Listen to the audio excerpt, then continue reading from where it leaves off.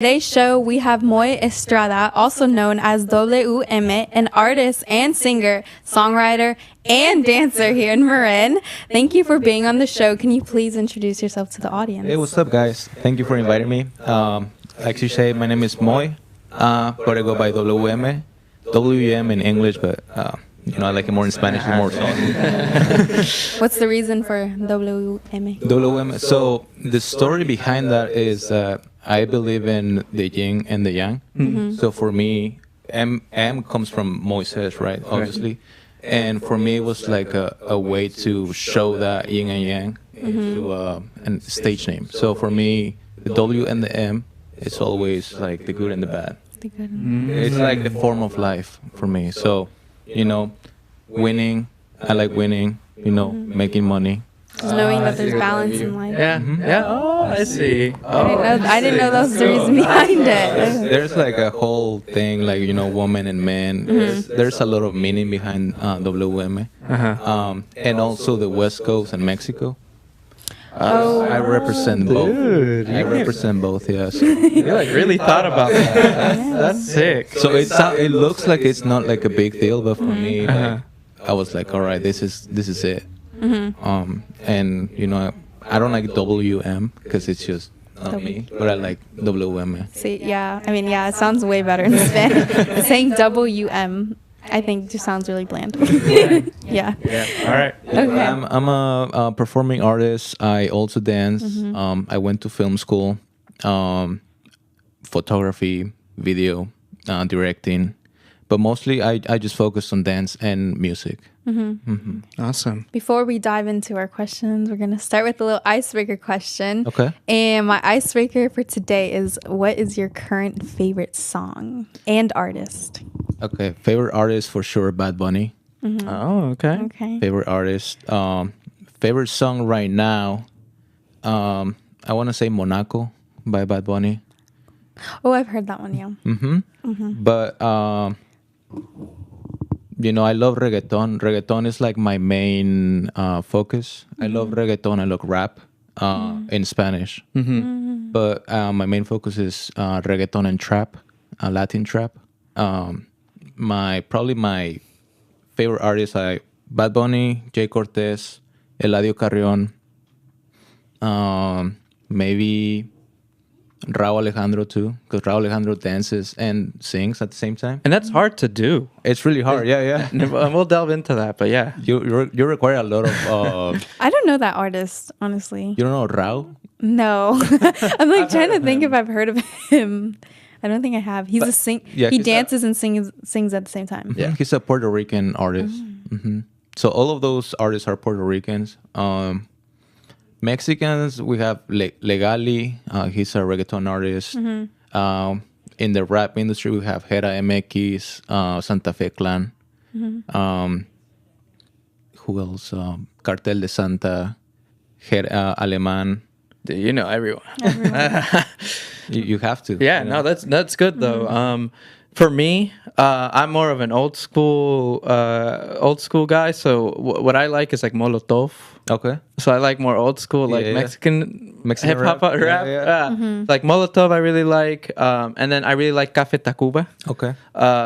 That's like my dad's time. Exactly. That's why I'm an old. That's my dad's time.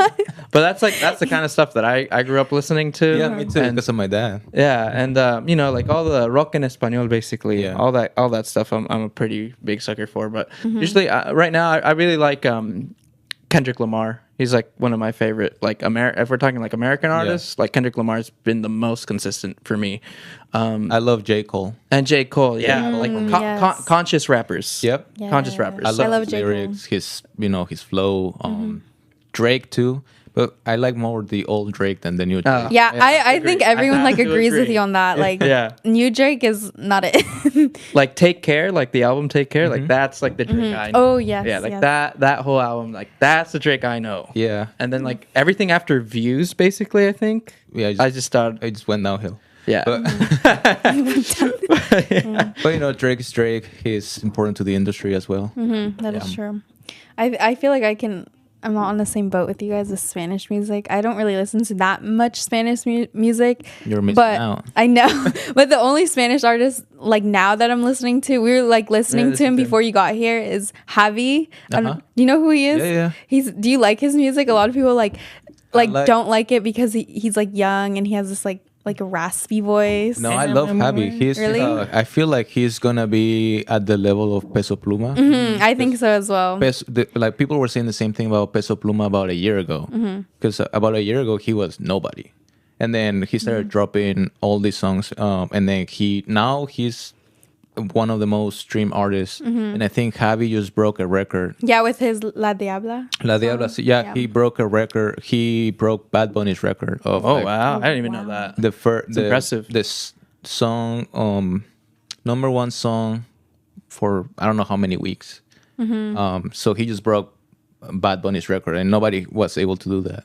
That's crazy. Not even Peso Pluma. So I feel like all the Mexican music, like corridos tumbados, that's coming up. That's what I was gonna say, and I think it's so awesome about this new the 2020s. Basically, it's the corridos have really taken over. Like, again, like this. Again, I know this music existed before, but it's like it's become so much more mainstream now, and you have a lot of Americans listening to this. I know, yeah. There's actually a group, I forgot their name, but they make country music into corridos tumbados. What? Yeah. So it's like American artists? Yeah. No. It's like a Mexican band, and they turn the country music in English into a corrido tumbado. That's it. Whoa. Yeah. That is art. That is art. It's the same thing with like K-pop right now.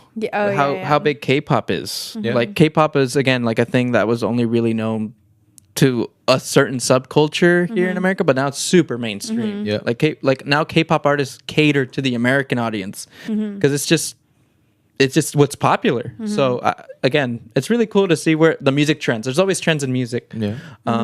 And right now it's the Spanish culture. The Spanish, which is cool. I think it's awesome. Yeah. I see it a lot.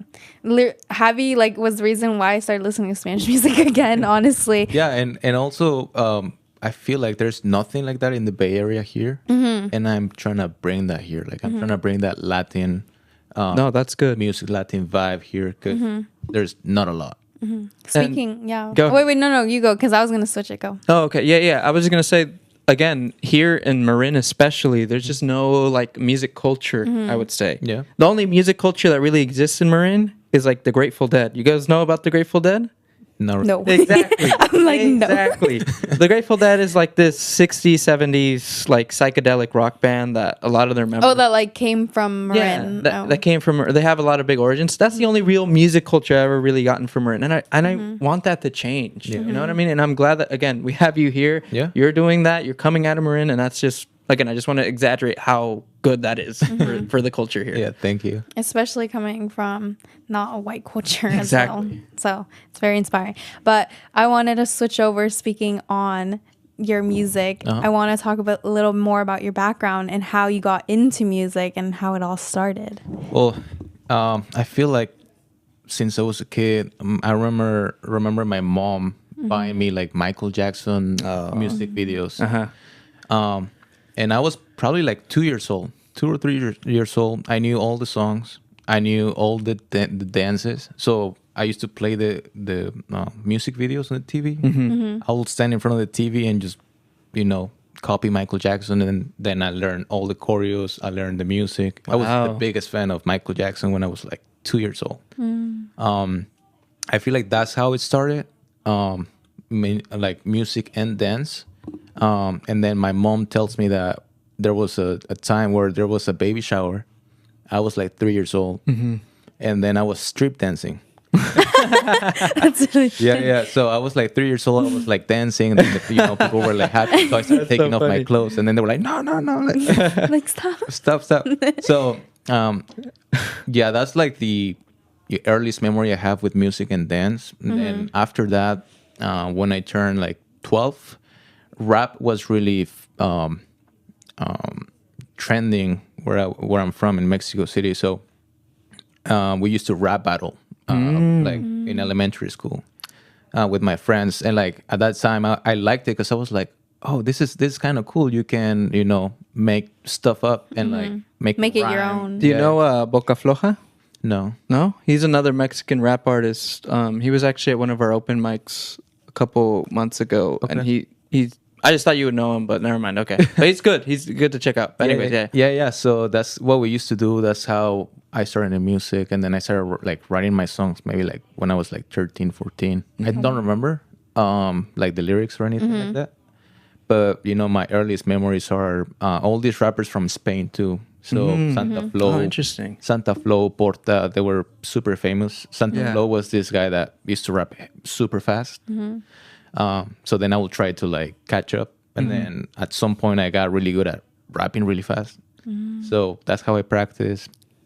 A little bit of Eminem back then too. Oh, I love Eminem. But mostly it was Mexican rap and rap from Spain. So when was the moment? Do you remember the moment where it hit you, where you were like, "Oh, I want to go into music. Like this is what I want to do." Yeah. So one of my dad's friends, he used to make music, and he was okay. He's like, Yeah, it's all right. Yeah, he was all right. But then I remember, because I used to write songs just for fun. Like I never thought about like making it a career or focusing on that. So I remember one time he was at the house, and then I was like, "Oh, let me show you something that I wrote." So like I rapped it, and he was like, "Can I buy it?" I was like, "What do you mean? Like this is my song?" He was like, no, like let me have it, let me have it. I was like, "No, like what's wrong with you?" And then that kind of got me thinking. I'm like, okay, he liked it, and he's like an artist, so I guess I'm good, So then from there, I just put it in the back of my head, and then I think it was during COVID time. I had a lot of free time. I was like, I don't know what to do, I'm just home most of the time. So I invested some money on like, some studio equipment. I got a mic, I got an interface. And then I was just like making, songs, like kind of learning how to do it too. Yeah. See, that's the beautiful thing about the pandemic. If there's one thing that good that came out of the pandemic, was the ability of how much free time people had, right? Because again, from a lot of my friends who are producers, who are artists, a lot of them, since they were at home, they also did the same exact thing. They were like, you know what? Let me just start recording some music because I have nothing better to do. Literally don't. Yeah. Or start writing music.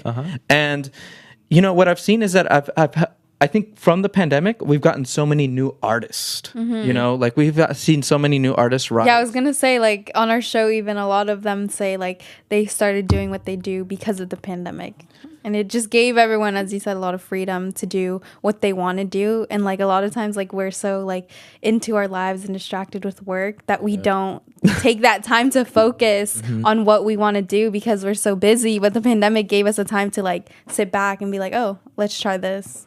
And what's awesome about like modern music equipment now is that literally anyone can get started from their own home. I think I learned from YouTube. I was just like, how to make music, and then, and then like, no, seriously, straight like, to you it. need this, and this. Okay, how much is it? Okay, boom, bought it. I got like the cheapest equipment because I was doing it as a hobby, and then I was like, this is actually really good. Like I should probably invest a little more. And then I contacted a producer. He's from Tijuana. His name is Robson. So then he kind of guided me into like how to record properly because I didn't have a soundproof anything. Did he tell you to go in the closet? Yeah. So he was like either like some bed sheets on top or like buy something. So Bed sheets block out the noise? Well, anything to block out, like create basically like this barrier between yourself and everything around you. Okay. Yeah. So then he guided me into doing it, and then we'll FaceTime. We'll be like, oh, do it like this, or don't do this, or So then that's how I started making music. I would send him like the stuff, and then he will mix it and master it. And I remember the first time he sent like the first song. That's when I fell in love. I was like, wow. Like I'm capable of doing this and in my bedroom, And I remember him saying, once you like, because I was like, oh, this is for fun. He was like, no, like once you do it and then you get the first, final product, then you'll fall in love and then you'll want to do it again. And that's what happened. So I listened to the first song and I was like, oh, damn, I'm like, this is really good. Yeah. And just came out of my bedroom, like I want to do this. So then that's how I started making more music, writing more. But it's a whole process. Yeah, and speaking of that process, so kind of delving into that, how do you write? Like, how do you get inspiration to write music? Like how does that process? Because it's really Because hard you said to you write did music. rap in middle school too. Yeah, so does it come from that as well? I think, a lot of it, I feel like that's more like the technique. It comes from middle school, battling with my friends. But I love to listen to a lot of artists, especially the ones that are like very popular, and then the ones that are not. So then I'm like, okay, I like what you're doing there. I don't like this. You gotta know what you don't like, because then you can do something because it's popular, but if you don't like it, it's not gonna sound natural. So I like to study music. I like to know who wrote it, who produced it, who made the beat, who who was the engineer, all of that. Some stuff that people like overlook, right? Yeah. But what inspires me is I like to travel a lot. So I like to go to different places and then get different vibes, like different friends. Like, for example, one of my EPs is called 20%. That one, I went to Tijuana to record the whole thing. And then just the whole process, like what I wanted to do there, I wanted to cross the border walking because I've never done it. So that for me, that was like a whole experience. Getting to Tijuana, talking to Robson, like he guided me. But then we recorded all the visuals in Miami. So we went to Miami with my friends. It was for my birthday, so I was like, let's go to Miami. So we went to Miami. We booked an Airbnb. We were there for like a week. So like seeing I love the beach. Yeah. That inspires me a lot because all my music is I want to make it like a party music, something that you play at the club. Is it more inspirational, like you get it from more of like your life experiences or just like what you see? My life experiences. But I like to overthink my life experiences and then see like, okay, this is kind of cool. How can I make it into a song? Or how can I turn this feeling into a song? Like all my feeling, because I've been through breakups, I've been through all of these things. How can I turn that into a song or something that people can relate to? I feel like that's a one key when making music. I mean, I don't make music, but I feel like what I would think is like making it relate to other people. Because like when it relates to one person, they keep playing it over and over. Yeah. And And that's then how you like. the most important thing is if it relates with yourself, it relates to a lot of people. Too. That's like all the points you've been saying right now have been fantastic, and I just want to touch on a couple here. Is for me, it also does help to just, like you said, traveling is such a great way of like figuring out like new ideas, because Marin in general, it's a bubble here. Yeah. It's you can only find so much inspiration by going to Mount Tam, going to the headlands, going to it's all the same. So that's why traveling is so great, because you get to see different people, you get to meet different people, you get to feel different vibes. Yeah. And that's how I felt when I went to Mexico City last year. And I was just so inspired visually, because I've been trying to get into videography recently, and I think just seeing so many different architecture, seeing all the different, like, again, the atmosphere is just so different in Mexico City. The people, it all just gives me inspiration. The culture and everything. Yeah, it's very rich. Once you step out of your comfort zone and then you start seeing other places, then you're like, wow, like I didn't know this existed, or different food, different drinks, how people talk, the different accents. Exactly. Yeah. You're like, oh, like this is how you say this, and it's interesting, like just looking at their background, looking at their culture, and that all of that inspires me. Like I just try to take as much as I can. I love Puerto Rico too. I've been there like 2 times, but ever since the first time, I fell in love with Puerto Rico. And I love the culture too, the whole reggaeton culture. I love to dance and make songs in reggaeton. So that's like my main. Speaking of dancing, I was gonna say, I wanted to ask, what was the first thing that you went into with singing or dancing? I focus on dance first. So the way it started is with quinceañeras. Oh, yes. So I was chambalan. at the chambelán. Yeah, Chambelán. so I was like 12, 13. And then at that time, all my friends were turning 15. So then they were like, hey, you want to be my chambelán? I was like, sure, why not, right? So then I started doing that. And then by, I want to say like the 10th quinceañera, there was a studio and the director saw me and she was like, you're really good. Like, we can train you and then we're going to hire you as a chambelán, a professional chambelán. I was like, that sounds fun. Like, let's do it. So then they trained me for about 6 months. They taught me like jazz, contemporary, ballet, salsa, hip hop, bachata, mostly everything. Yeah. And then at some point, then we started doing events for quinceañeras. And then every weekend, I will go and dance. I will get paid and I will have fun. And then for me, that was like the best job. So you're like a hired chambalan, really? Like to a random quince? Yeah. So you can rent. I didn't even know that was a thing. That was a thing. I didn't know. So we're actually building a company here. It's called Caballeros de Oro, where we're renting out chambelanes. I did Right not now, know. right now we have about 9 dancers. Oh, really? How can people sign up for that? They can go on Facebook. Instagram, caballerosdeoro.co. Okay. And right now we're getting booked for this season. You still work there with them? We just started. It's like a new company that we're building. Oh, that sounds We're nice. training. Yeah, we're 'Cause training the dancers. I remember when I was like around 15, like the main struggle for a lot of people were to find like a chambalan, but that knows how to dance. Because Exactly. like So a lot of them don't know how to dance. Yeah. That's the problem that we're solving because I've been doing quinces since I was like 13, but here maybe like 6, 7 years, and the same problem is they can't find guys. The guys quit. Yeah. They don't know how to dance, so we're just trying to solve all of that. Yeah, because they usually just ask like close friends Yeah. or family friends, Primo, yeah. primo or something. But then they always have that dead look on their in their eyes. You know what I mean? And they're so stiff with Yeah, they're so stiff. It's so they're just funny. like serious all the Yeah. time. You know what I mean? So that's a great business idea, right? That there. is Yeah. actually. I never would have thought of something like that. Yeah, and quinceañeras are very popular, so that's how I started dancing, and then that got me into okay, I want to learn more. So then I remember the first time I moved here. I moved here when I was 15 to the States.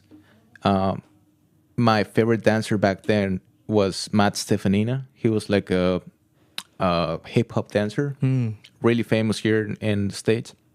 And I remember we moved to Texas, and then he was teaching a class like 2 hours away. Oh. And I was probably like 2 weeks into the country, and then I told my dad, I was like, can you please take me there? And he was like, no. It's I was so like, far away. Yeah, he was like, it's like Yeah. a 2-hour drive. I was like, no, please. Like, I came all the way here for this. Like, I want to take as much as I can. So then I convinced my dad, he drove me there to Houston. I took the class, and I remember just being like, wow, like I used to see you on YouTube, and now you're here. Like, I'm taking a class with you. And that just really got me really inspired. And then I started taking a lot of dance classes. My main focus was hip hop. But in high school, in Novato High, I went to MSA. So Yeah. we used to do ballet. Wait, what's MSA? Marine School of the Arts. Yeah. It's like it's a program. It's a program at Nevada. And I remember I got into the program because it was like January, so like the auditions already passed. But then my dad showed the dance teacher like one of my dance videos, and she was like, "Oh, I want him on my team." So then I didn't audition or anything. I just got into the program, and then I was the only Latino there. Yep. Yeah. MSA is a very non-diverse. Yeah. So it was like 20 girls, me, and the only straight guy too. There was like 3 or 4 guys. So for me, it was like hard, but I was like, I'm here for the dance. I don't care about anything, right? So we did ballet once a week, jazz. Sometimes they will bring like a hip hop art teacher. We'll do hip hop. And then at some point I started teaching like salsa or bachata on lunch. So You were teaching it during lunch? Yeah. Oh, Because then I was trying to create a group. bring that Latin community into the Novato High, because we were like 20 Latinos in the school that I knew. So like it was like a very small community, and I was Yeah. trying to bring it. Wait, so MSA was like an after school program? No, it's a whole program. It's like So I will go. Let's say I will take English and then dance for like 3 or 4 hours. Oh wow. yeah. So it's considered like a class. Yeah, it's all, and then I've never heard of it. and it's like there's scholarships for it and stuff, right? Yeah. To get in. So I actually got a scholarship to go to Academy of Art because of MSA. Oh, Academy of Art. And did you go to Academy of Art after? Yeah. And what'd you do there? I did film. Oh, I Film. see. Yeah. Why'd you choose film? Because they didn't have dance. Oh, okay, that makes sense. No, but at that time, I was doing YouTube videos. Oh, So I had a YouTube channel. I think I got like 40,000 followers, something like that. wow. I got like a couple videos with 1 million views. Oh wow. And I was focusing on YouTube a lot. So for me, that was the closest thing to do. Since I was there was no dance, I was like, all right, I'll just go for film because I like to make videos, right? Yeah. And I've always liked to make videos since I was a kid too. So I was like, yeah, let me go and learn. I went for directing. I learned a lot. I work with actors. I learned about lighting, producing too. Producing is like a big thing because you have to be there pre-production, production, and post-production, and you have to manage the budget, locations, what the director wants. If he wants, to shoot in the desert, how are you gonna make that possible with hotels, with actors, day, night shoot? It's a lot, Yeah, and you need a team for all that. Yeah. Like you can't like You as can't much do it as myself. there's people that can do it all by themselves. Most of the time, we have to do it by have to, ourselves. But typically, in like a movie set or something, it's a huge team of Yeah. people. It's a crew. A crew of like people. 300 people. Yeah. It's crazy. Like makeup people, even just people with the cameras. Exactly. It's a huge department. Cinematographers, all the DPs, Yeah. all that stuff. Yeah, so I did that for about 3 years, and then the pandemic hit, Yeah. and then I switched to music. And But yeah, so I was doing dance, then film, and then music. Do you film your dances, like your own? Yeah. Well, what Yeah, was that YouTube channel you said that Yeah. that you got a following in? Yeah, it's called What's Up Moy. Oh, what's up, Moy? Okay. Yeah. What was it focused on?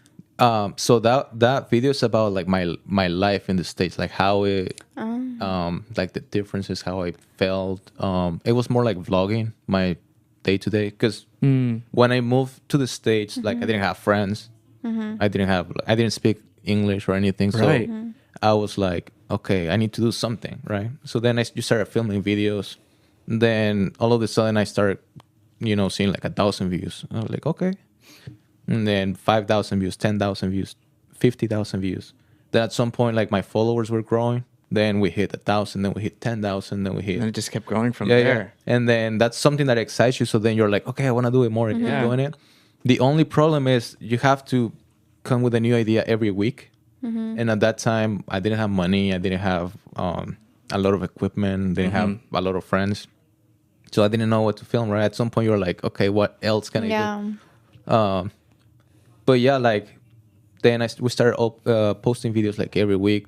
The videos will get like 5,000 views in like That's pretty dang in good. a day, Yeah. and then or sometimes like 20,000 views in a week, things like that. So then you're like, okay, this is kind of cool. But then the pandemic hit, and then I was like, no, forget it. I want to do something else. Yeah. Because also I didn't want to be known as a YouTuber musician. You know what I mean? Yeah. Because I feel like those don't have a lot of I don't know, like respect. Like people don't respect them because they are YouTubers or they're influencers. Like if you're yeah. a TikTok famous and then you try to make music. A lot of people People get don't like take you Yeah, they seriously. don't Yeah. take you seriously. Yeah. So for me, it was like, no. Like I know that I have a big following here, but I don't want to have this and stop me from making music or dance. So like people won't take me serious because I'm a YouTuber or Do you still have it? the account. Yeah. Yeah, but I haven't posted like in a long time. Oh. Because your focus right now is just music. Yeah. So my focus right now is just music and dance. So, Moy, I wanted to thank you so much for sharing. I just wanted to actually touch on one point that you brought in here. Is that you you came here from Mexico into the States. And something that I've always been curious about is when you came here to the States, did America look kind of like the way that you thought it would look? You know what I mean? Like, because from what I imagine, so, my family are immigrants. And, I hear all the time, especially from newcomers here, that, it's like, oh, I watched this American movie. And whenever I watch the movies, they're like, okay, that's how America's going to be when I get over there. And then they come over here and they're like, it's nothing like the movies. Like, did you have like sort of like similar feelings or how was that experience? For me, my first experience, it was great because I came during Christmas time. Oh, so good time to be in America. Yeah. So it was like the movies, you see like Christmas trees, you see like Christmas light. Yeah. So it was like super clean, everything organized, big streets, big freeways. In Texas? You were in Texas? No, I was here for, you were here for a week and then I moved to Texas. Oh, gotcha. So like the first week that I was here in California, like I loved it. But then I moved to Texas and then I was like, oh, okay, there's not a lot here. So we stayed in Texas for about a year because I didn't like Texas. We moved back here. Oh, I see. But I feel like the first 3 months, I felt like I was in a movie. I was like, oh, okay, I'm in the States. After that, I was like, oh, I'm in the States, Yeah. Also, I was undocumented for about 6 years. Oh, wow. So that was like a big thing too. Because I remember one time, I never like faced like racism until I went to the DMV. I remember like I was trying to get my license, and then they were like, they were super rude. They were like, "You need a social security number." I was like, "I don't have one." They were like, "Then don't be here like that." They were like super mean rude, to me. yes. Super rude. I was like, "Oh," that made me feel really bad. And just the fact that I couldn't go back. But then the moment I became a resident, then I started traveling a lot. So then I went back to Mexico. I went to El Salvador too. Been going to Miami. I just came back from Mexico like a week ago. Wow. Yeah. Lucky. I want to go to Mexico again too. But I love Mexico City. Mexico City. I always try to go back every time I can. Yeah. I have a lot of family in Mexico City, so that's where my heart is. That's why the M stands for Mexico. Dude, like I said, that like right there is like, that's so sick that your name all represents that. But thank you for sharing. Yeah. We're actually gonna go ahead and play your song, and it's called Las Más Dura. Do you want to say it? La más dura de la party. De la party, and then we'll be right back with some announcements.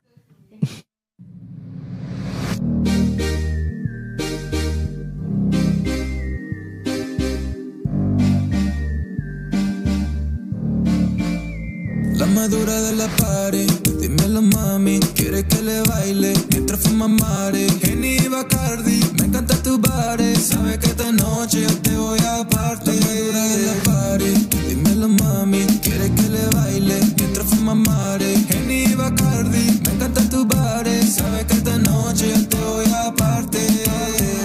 Montada en el slingshot, atrevida loca, quiere tener un threesome, quiere de mi bicho, lleva más de 6 shots, foto para el Snapchat, te bloquea si hace screenshot. Gusta la adrenalina, beso con mordida, quiere estar conmigo para rasparle la rodilla. Dale gasolina, cuerpo de Selena, a solo una diabla pero en público es fina. Le gusta la adrenalina, beso con mordida, quiere estar conmigo para rasparle la rodilla. Dale gasolina, cuerpo de Selena, sola una diabla pero en público es fina. La madura de la party, dímelo mami, quiere que le baile mientras fuma mare. Henny y Bacardi, me encanta tu body, sabe que esta noche yo te voy a partir. La madura de la party, dímelo mami, quiere que le baile mientras fuma mare. Henny y Bacardi, me encanta tu body, sabe que esta noche yo te voy a partir. Se alejó del novio pa' que la dejara en paz, le encanta jugar con los feelings de los demás. All right, so that was just a snippet from your song. Sorry, I need what was the name of that song again? La más dura de la party. La más dura de la party. So when did that song get released? Oh, that song got released probably like a year ago or 2 years ago. And or at least 1 year ago, yeah. 1 year ago, yeah. And this was recorded with your equipment at home. The vocals? No, this one was recorded in Tijuana. Oh, in Tijuana with your producer With my friend. producer, yeah. Okay, great. And so since then, you've been able to record your own music at home with your own stuff, and that's great. I mean, I just think it's so awesome that, again, just putting something out there, right, and just getting your music out there is just the first step. Because I know, again, like we were saying, there's people that are in film school who have never actually made a film before, or there's plenty of artists that just feel like they're limited, but they're not limited. You know, if they really want to achieve these types of goals, these types of things, they just have to put in the time and work. Yeah, I feel like I recommend that if you're an artist and you want to find your sound, get an equipment, the cheapest one. Yeah, doesn't matter. Just make something. Yeah, start making something. All you need is an interface, a mic, and a laptop. Any kind of laptop, because the interface does most of the work. Yeah. But yeah, anyway, so thank you for sharing that. I do want to just announce real quick that there is going to be a Super Bowl watch party at Karma Club for any of the teens listening right now. So ages 13 and 19, Karma Club is the club over at Northgate Mall, the teen club. We've had Sally on the show before to talk about Karma Club. Anyways, at the Super Bowl watch party, there's going to be $1,000 in prizes, $100 winners each quarter. So each quarter of the game, someone can win $100. So that's pretty awesome. And then there's a $300 grand prize. There's going to be free pizza, free candy, free games, free raffles, free snacks, free drinks, everything. Sign me up. Yeah. So anyone ages 13 to 19 will be able to come and enjoy this. And the party starts at 3 p.m. and goes till 7 p.m. And with that said, that is this Sunday, obviously, for the Super Bowl. And let's go Niners. Oh, man. Really, really, really looking forward to that game. But anyways, jumping right back in. So Moy, so what are your plans looking like for this year in terms of like new? Are you working on a new album soon, or is there some new music coming soon? What are kind of your plans looking like? Right now I'm working. I don't know if I want to make it an EP or an album. So far I have like 5 or 6 songs. That's enough for an EP. Yeah. But I'm probably thinking about making it into an album. What I do with my releases, I always drop on my birthday on August 22nd. So, just throwing it out there. So I might drop an EP or an album on my birthday. But I want to start dropping singles right before that. So right now I have a couple songs that they're bangers for sure. And I'm gonna start dropping those. Shoot the music video for those too. And also, right now we're working on a company called Caballeros de Oro, and also JMG Dance. So we're building 2 dance companies at the same time. The first one is for quinceañeras, so we're training chambelanes, so you can hire them. So quick question about that. Is there an age requirement to be a chambelan? So the age requirement is 14 to 19. Okay. And our dancers right now they are like 16, 17. We recruited them because we've worked with them throughout the years. They've been in different quinceañeras because it's me and Jenny. We're the co-founders. We've worked with quinceañeras for a long time, 5-6 years probably, just doing choreography. And we always ran into the same problem that the kids didn't show up. They're not trying. They're not trying enough. We're trying to teach them, how to dance, but there's so much we can do.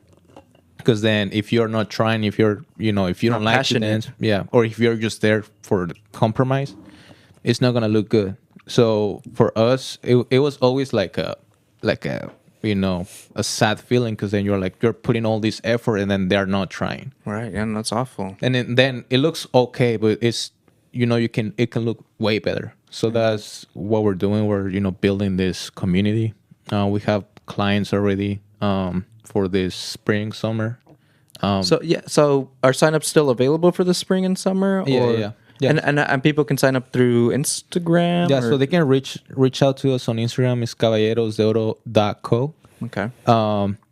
and they can come and see them rehearse. We rehearse on Sundays at Susie Studio in San Rafael. Yeah. So that's what we do. And Where's then that? The C studio? It's by Susie Studio. It's by Davidson, I think it's called. So they can see them rehearse because we train them. And How long are the trainings? the train's like about an hour and a half, 2 hours, Okay. twice a month. And all skill levels, like if you're a beginner but you're passionate about dancing, you can go and learn? Yeah. So if you are between 14, 19 and you wanna do something, you like to dance, you can come. It's free. We're always training people. We're always taking new dancers. Sorry. Yeah, that was my other question. It is free, so you can just sign up and just go. Oh, okay, very cool. But you gotta be committed. Yeah. Because then we pay you for the event. So the day of the event, we pay you. Oh, very But we cool. provide the whole, tuxedo, the outfit, for surprise dance. Wow, that's awesome. That's a nice Yeah, job. that's a really nice business. Like Yeah. I said, that's really, really cool. And then now you're again, and then another dance business here. And the other dance business, we're teaching every Friday at 6:30. And what we're trying to do is we're trying to teach a different style every Friday. So every Friday is something different. Last week it was merengue. I taught merengue. Next week it's gonna be bachata in partners. We've done salsa. We've done reggaeton. Are these free as well? No, the for class is $20. So if you want to go Per to class. if you want to go to a class, it's $20 per class. Where at? Right now it's at Susie Studio. Oh, Susie Studio as well. Where Okay. is that? It's like It's right, next to Davidson. It's near Davidson. Yeah. but we might change the next month to the G Active Studio. And where's that at? That's gonna be in Novato, downtown. Oh, okay. Cool. And okay, so that's awesome. And then these dance classes are also for all skill levels too? Mostly beginners. Mostly beginner. Okay, so it's Yeah. catered towards beginners. Yeah. Okay. So we're trying to build a dance community out here in Marin because there's a huge dance community for salsa and bachata, which is like social dancing. Yeah. But it's mostly just salsa and bachata. So I focus on reggaeton and hip hop, but I know how to dance mostly everything. So we're just trying to bring a different style every week so people have fun, And it's been fun because we have different crowds every week. Like you can come on Friday because you like merengue, but you don't like bachata, but then you wait for the next class because it's something different. And for the classes like bachata and for salsa, those are usually kind of like partner dances. So do you, let's say someone doesn't come with a partner or something, do you guys match them up or? Yeah. with So someone, if or- you don't have a partner, then we can find you a partner, or one of us can be your partner too. How does it work if you're a beginner, but like the classes change every week? I feel like for you that's good because then you get different experience. But like the bachata comes back eventually Yeah. to another week. Yeah. Well, not the following week, but maybe the next month. Okay. So if you like bachata, we'll do it this month, and then depending on how many people like it, then we bring it back the following month. So based on popularity as well. See what people really like. Bachata's really popular, I'm Yeah, sure. it is. When did you guys start this business? We started back in December, so it's like 2 months old. Oh, this past December. December, yeah. Oh, okay. I remember I saw Samantha post about it. I'm pretty sure. Yeah, she's been there. Yeah. Yeah. So I used to teach before, but it was only reggaeton, and she used to come to my classes. But then she was like, "It's too hard." So now, we're making it beginners. We're taking it super slow. We're trying to teach you the basics. And the most important thing is we want you guys to have fun. Because for me, as a dancer, I understand when you go to a class and you don't get anything and you just feel dumb. Yeah. I feel like that's discouraging, but we're trying to encourage people to dance. So we are making it beginner friendly. We want to make you feel really good at the end of the class, like you accomplished something or you learned something. So that's what we're doing with the classes. So far, has there been like the most memorable class so far? I think it was salsa. Salsa. That class was packed. Salsa, especially here in Marin. I know that I always hear about like, salsa classes here. Yeah, salsa me classes too. I've there. always heard of like salsa. So popular here in Marin. Salsa and bachata. There's a big community for salsa and bachata. But we're also trying to bring more young people into the dance community, because salsa and bachata is more like older people, but we're trying to bring the young people to dance. Or cumbia classes. We actually did a cumbia class too. Cumbia is so cool. I love seeing people dance. I know, me cumbia, too. There's so many different styles to it, and I'm like, it looks there's so cumbia sick. tejana. There is cumbia from Mexico City, which is different. There's a lot of styles of cumbia. Yeah, that's cool. Might have to go check those out. So, speaking of that, like again, like creating like a judgment-free space, basically, right? It's kind of the goal here, making people have fun learning. Because another thing about dancing, like I'll be honest, I say I'm not a dancer. But if I'm like, if I'm in the right environment, like the atmosphere is comfortable, then I'll go up and do something, right? 'Cause it's always about taking that first step. And then what I always find, especially like at quinceañeras and stuff, like if it's darker and less people are seeing me, then I'll be I'll feel more comfortable dancing.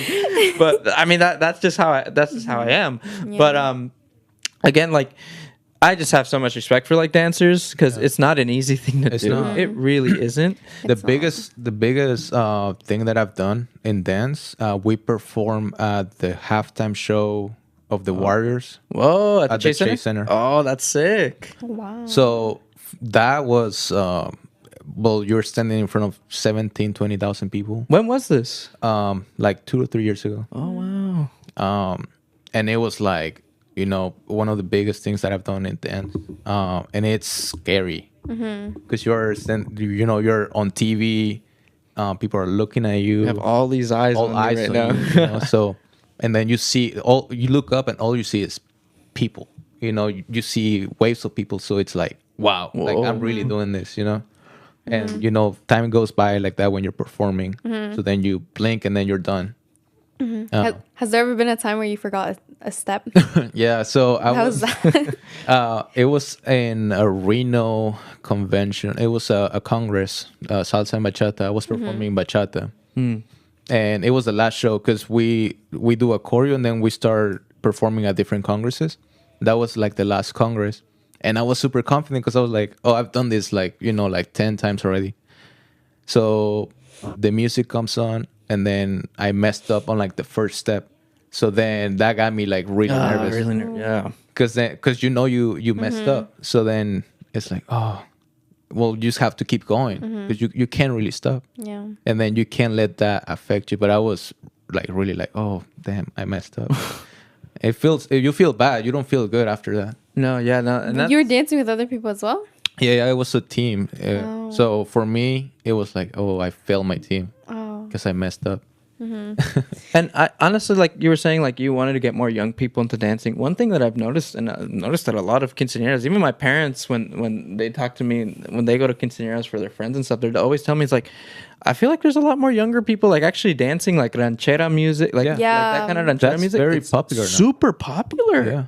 Like my parents were super impressed. They were like, "Whoa, I was seeing these like kids just dancing like zapateado." Yeah, exactly. Yeah, my brother does that, dude. And I'm just like, you're right. Like I've been to some other quinceañeras. I'm like, dang, all these kids know how to dance this music. Like they love it. I don't know why. It's like now, like all it's the younger generation just like wants a trend. I feel like they're just trying to, stick with our roots. Yeah, and I think it's awesome. No, I'm totally down with dance and music, like you said, like with corridos tumbados. It's like the new wave of corridos. Corridos are super old, but now they're trying to make it, come back. And then the same with the dance, like zapateado. Like you go to these quinceañeras and all these kids are wearing boots. I know. And they got the pants on and everything. Yeah, they have like those dances over in Santa Rosa, I think, where they all get together. And I'm just looking at us and I'm like, dude, like this was not a thing like before the pandemic. No. Like, 3-4 years ago, you would not see that. A thing, at all. I feel like my brother goes to a lot of those as well. And he would show me videos and it's literally all just teenagers. Teenagers. Like you don't even really see that many adults there at all. Especially here in California. Because I feel like I see a lot more of that stuff in Texas. Yeah. Right? Yeah. Oh, yeah. it's because such a like northern Mexican thing, right? But here, It's like it's like- weird. it's Yeah. weird seeing so much, but it's cool. I mean, Especially I'm like totally in down Marin for it. County Especially in too. Marin, yeah. Yeah. It's very white dominated. So But in Santa Rosa, there's a lot more Mexican. There's a big Mexican community. Yeah, there's in Santa Rosa. ranchos over there. Everything. So Yeah. it makes sense. Yeah. But there's also again, like I know, again from the quinceañeras that I've been to these past 2 years, like seeing that kind of stuff is just wow. Yeah, guapangos are very popular now, which is like all this like zapateado type of dance. So they and you go on TikTok and you look up guapangos, millions of views. It's crazy. I don't even know why, but you know, it's cool.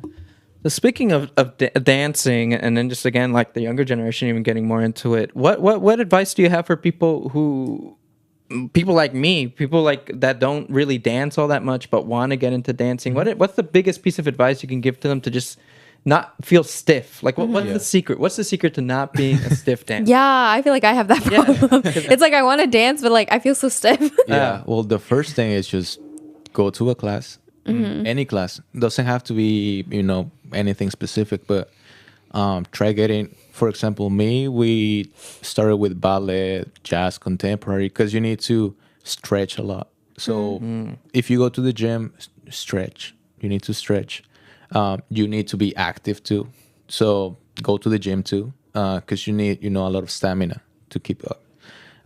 If you're just sitting all day, if you don't do anything, or you can do sports too.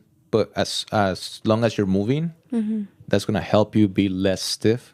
Because if you're just sitting Interesting. all day doing nothing, and Being then you go active. yeah, just be active. That's the word. I go to the gym though, and I'm so stiff.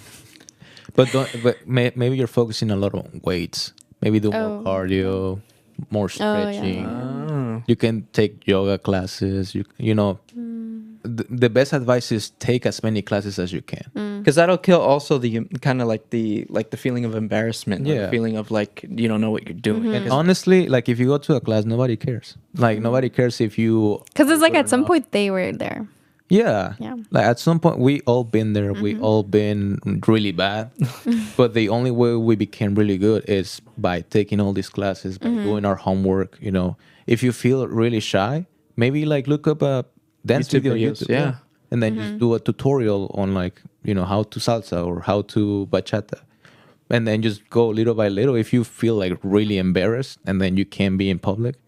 But my mom once told me, if you're shy, you will never get far in life. Oh yeah, That is true. super true. And that's something that just stuck with, you know, got stuck with me. So I can't be shy. You know, there is no room for shyness. Because, you know, if you are shy, then you are limiting yourself to do greatness, to be great.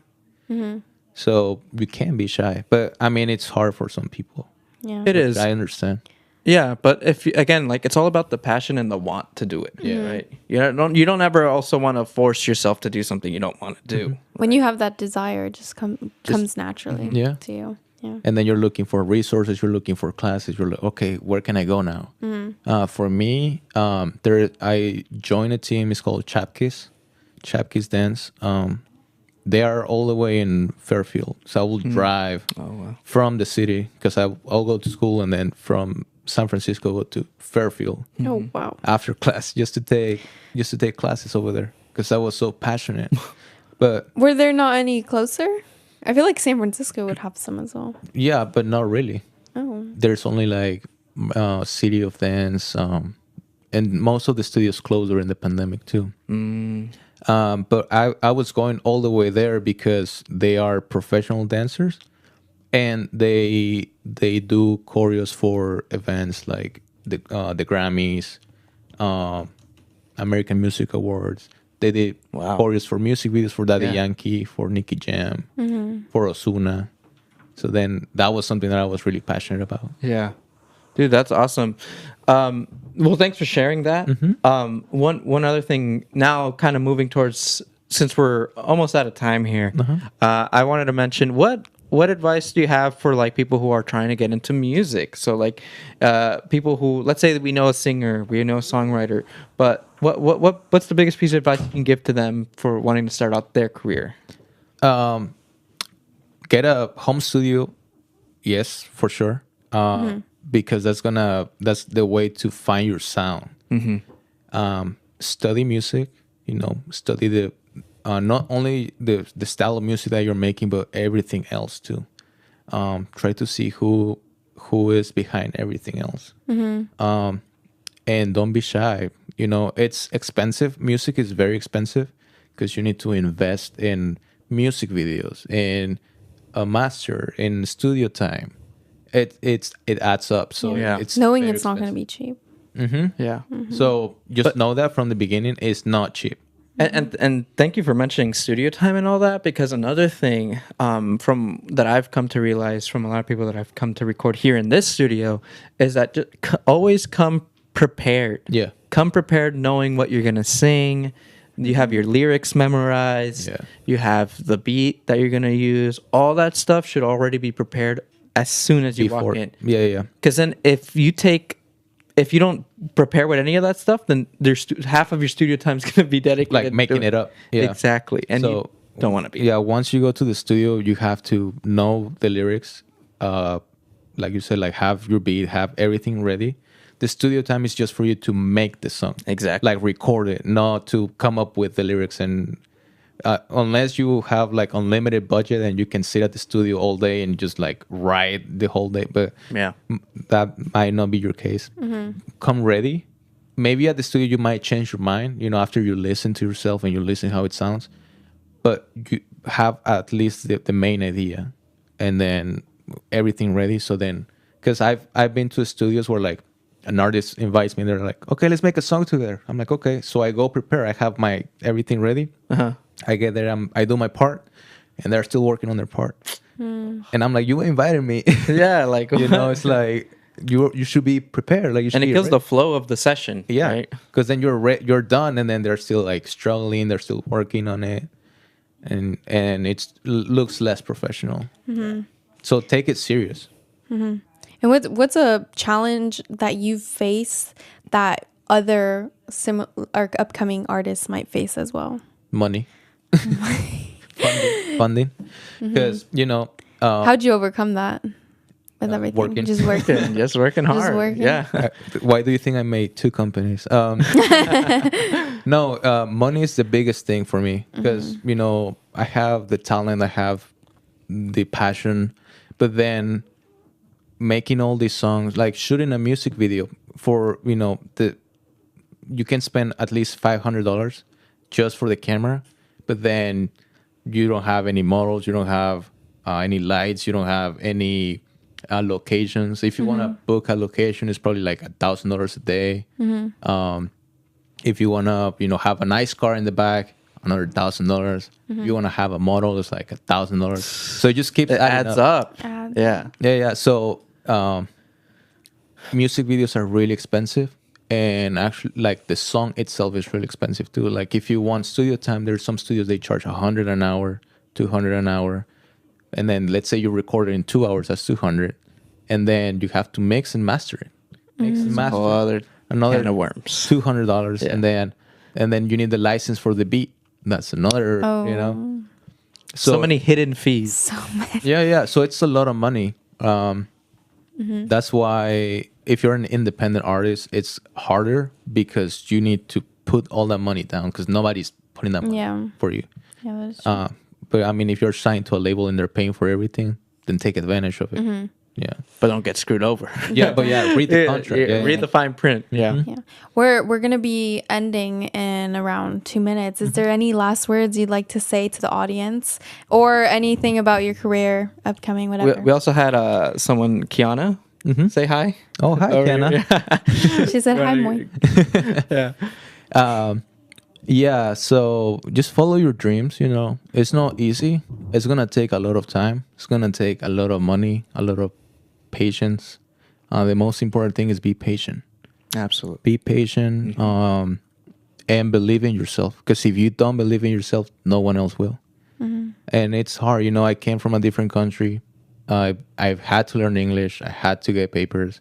If you are already on this side and you have papers, you speak English, you're winning. Take full advantage of it. Yeah, because then it's not easy. And yeah, just more music coming soon.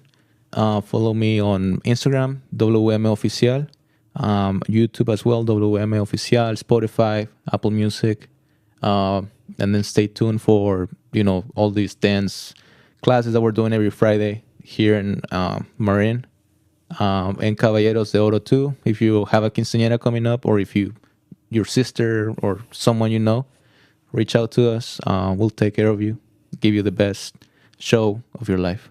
Perfect. Thank you so much. Well, thank you for so being on the much, Moy. show. Yeah, we appreciate your time, and we wish you the best of luck. Yep. Thank you. Thank you. I'll see you guys soon. Yeah.